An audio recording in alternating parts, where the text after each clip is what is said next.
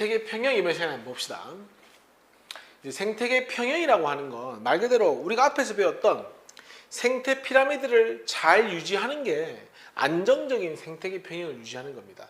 여러 가지 이유에 의해서 그 평형이 일시적으로 깨질 수 있거든요. 그게 어떻게 하면 잘 돌아오느냐, 이게 이제 안정적인 건데, 왼쪽은 먹이 사슬 형태, 이건 단순한 형태, 종 다양성이 조금 떨어지는 형태가 되죠. 반면에 먹이 그물을 이루고 있다는 건 종 다양성이 매우 높은 상태가 되죠. 사실은 우리 생물 다양성 할 때도 종 다양성이 작으면 멸종할 확률이 높잖아요. 생태계가 안정적이지 못하죠. 예를 들어서 개구리가 멸종하면 뱀은 그대로 그냥 멸종하는 거잖아요. 근데 여기는 어떻습니까? 개구리가 조금 멸종되고 또 들쥐가 조금 멸종되더라도 뱀은 토끼를 먹고 살 수가 있거든요. 그러니까 이렇게 얼기설기 복잡하게 얽혀 있을수록 좀 더 안정한 생태계를 유지한다, 이렇게 보는 겁니다. 자, 그러면 이제 생태계 평형을 어떻게 유지하느냐. 사실 도가 넘는 어떤 변화가 생기면 생태계가 깨질 수 있습니다. 그런데 그런 수준이 아니라 회복 가능한 수준으로의 변화가 생긴다면 이 생물끼리의 상호작용으로 충분히 다시 유지가 된다는 얘기입니다. 예를 들어서 일시적으로 뭐가 지금 증가했습니까? 1차 소비자가 일시적으로 증가했을 때를 한번 생각해 보자. 1차 소비자가 뭘 먹습니까? 소비자를 먹죠. 그럼 1차 소비자가 많아진다는 건 그만큼 생산자를 많이 먹겠죠. 그러니까 일시적으로 생산자가 뭐 한다? 감소를 한다.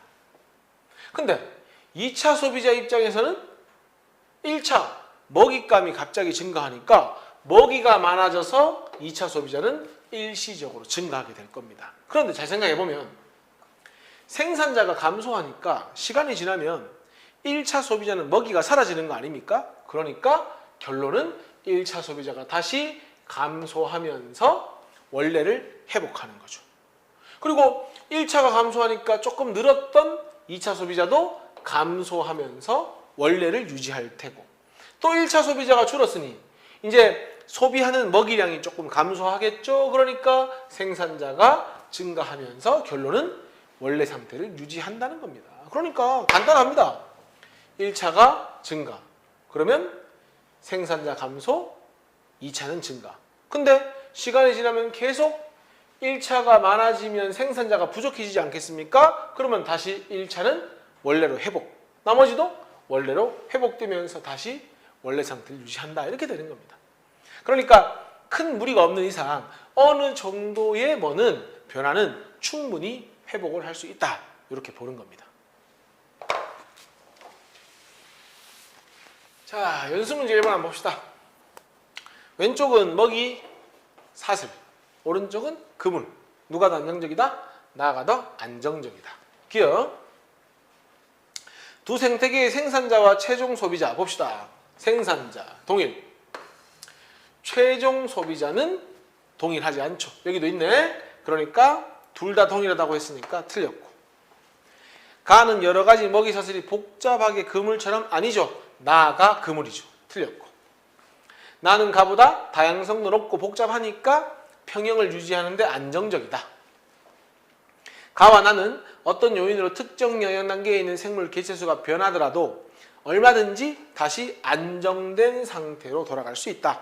단, 가는 조금 변화가 많이 생기면 쉽게 무너질 수 있고, 나는 가보다는 좀 더 잘 돌아간다. 그렇게 구분할 수 있는 겁니다. 답은 디귿하고 리을이 답이 되는 거죠. 2번. 자, 2번에도 지금 보면 개체수가 나와 있고 개구리와 뱀이 나와 있거든요. 여러분 알다시피 개구리가 당연히 하위 단계에 있을 거고요. 그 상위 단계에 누가 있을 겁니까? 뱀이 있겠다 정도는 알 수 있잖아요. 개체수 나왔으니까 빨리 뭘 봐야 됩니까? 많은 놈을 밑으로, 적은 놈을 위로. 보니까 실선과 점선 중에 확실히 실선이 개체수가 많잖아요. 그러니까 개구리가 하위 단계에 있는 A이고 뱀이 상위 단계에 있는 B구나, 이렇게 문제 푸는 겁니다. A는 뱀 아니죠. A가 개구리. A 개체수가 증가하면은 먹을 게 많아지니까 일시적으로 B의 개체수도 같이 증가하겠죠? 맞는 말. 두 종의 개체수가 조절되는 과정에서 환경 영향을 받지 않는다? 그럴 수는 없죠. 생태계에서는 환경 영향을 필연적으로 받게 돼 있죠. 틀렸습니다. 답은 니은이 정답이 되는 겁니다. 자, 3번 문제 한번 봅시다. 생태계 평형을 이제 회복하는 그런 과정인데 한번 봅시다. 천천히. 지금 상황이 1차 소비자가 일시적으로 증가한 상황이거든요. 1차가 증가를 하면은 기본적으로 1차가 생산자를 먹으니까 생산자는 감소할 수밖에 없죠. 많이 먹히니까.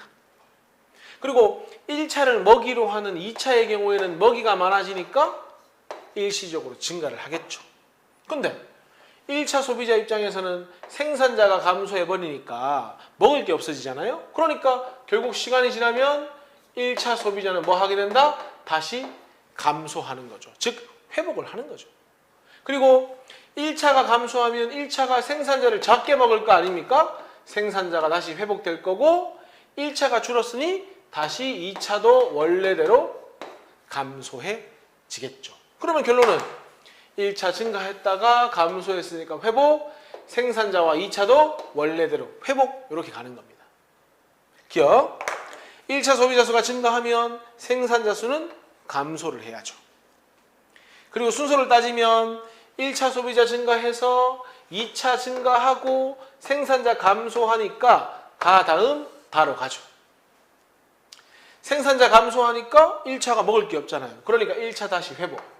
1차 회복되니까 2차도 회복, 감소했죠? 2차도 감소하면서 회복, 생산자는 증가하면서 회복 이렇게 되는 거니까 가, 다, 나 순서 맞는 말.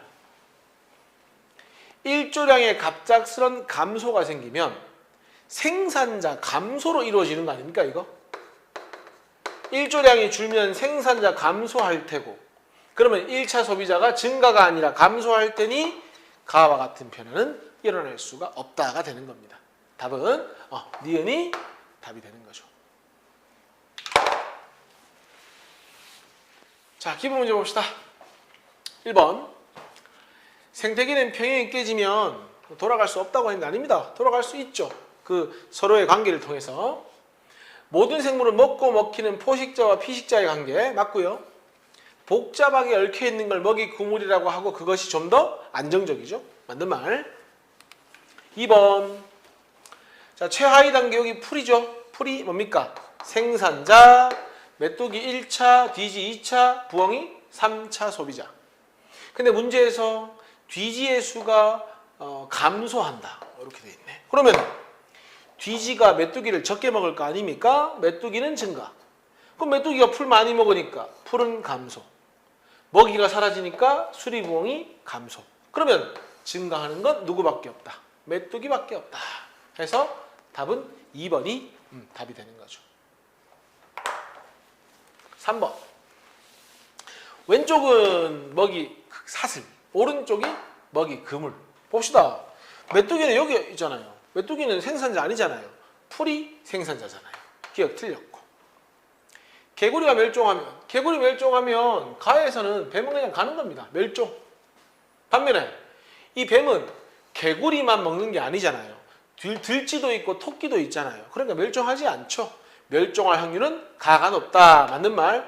그것이 가는 덜 안정적, 나는 더 안정적. 그러니까 가가 나보다 안정적이다. 이것도 틀린 말이 되는 거죠. 복잡한 나가 더 안정적이다. 이렇게 가는 겁니다.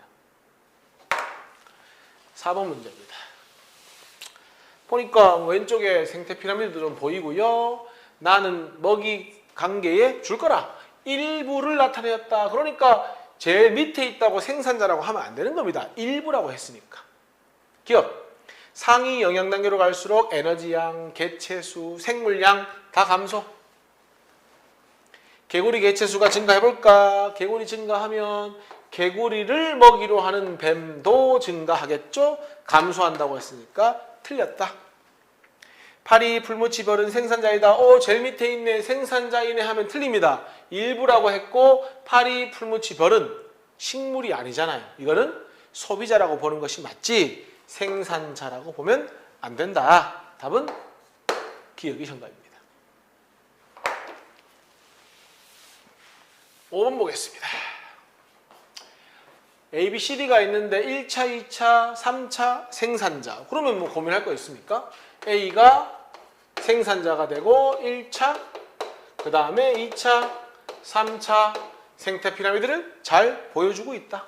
그러니까 기역은 틀렸고 2차 소비자의 에너지는 가에서가 나에서도 많다. 봅시다. 2차 요거하고 요거 누가 더 많습니까? 나가 더 많으니까 나에서보다 가가 많다. 틀렸습니다. 그 다음 나에서 에너지는 상위 단계로 갈수록 감소한다. 사실은 뭐 가든 나든 감소하는 거 맞죠? 생태 피라미드 이것이 정답이 됩니다. 6번 문제 보겠습니다. 보니까 이제 생태계 평형이 깨지고 회복하는 걸 이야기하는 것 같은데 지금 보니까 1차 소비자가 일시적으로 증가하는 걸 보여주고 있죠? 보기 한번 봅시다. 생산자는 기본적으로 독립영양생물이니까 맞는 말이죠.